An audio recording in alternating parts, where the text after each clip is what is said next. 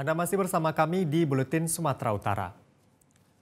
Pemirsa, pelantikan 831 orang panitia pemungutan suara atau PPS Pilkada 2024 se-Kabupaten Langkat, Sumatera Utara diwarnai kemarahan penjabat Bupati Langkat terhadap PPS yang akan dilantik. Komisi Pemilihan Umum atau KPU Kabupaten Langkat pada Minggu siang melantik anggota panitia pemungutan suara atau PPS pada Pilkada serentak 2024 tingkat Kabupaten Langkat. Sebanyak 831 orang petugas PPS di 277 kelurahan dan desa di Langkat dilantik di Aula Gedung Akpel Pal Langkat.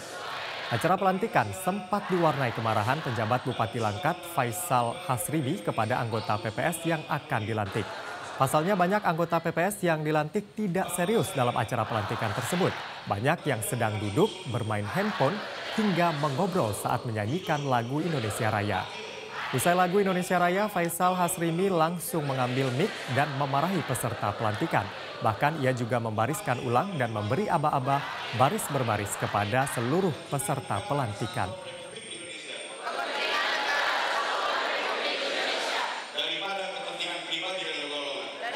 Kami juga panas, teman-teman juga berdiri, kami juga tadi berdiri. Berdirinya cuma sebentar. Yang hari ini saya minta kepada teman-teman, mari kita sama-sama menjaga integritas kita. Hari ini teman-teman adalah cerminan negara.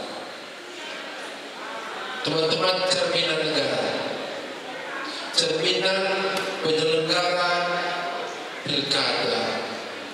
Jadi juga gawat ini. Untuk 2 jam saja Bapak Ibu nggak bisa tertib.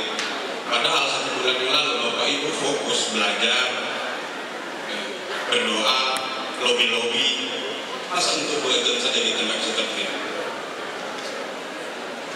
Kertas-kertas yang untuk berkipas-kipas terletakkan dulu. Kita juga berkeringat di sini. Bu. Jelajahi cara baru mendapatkan informasi. Download Metro TV Extend sekarang.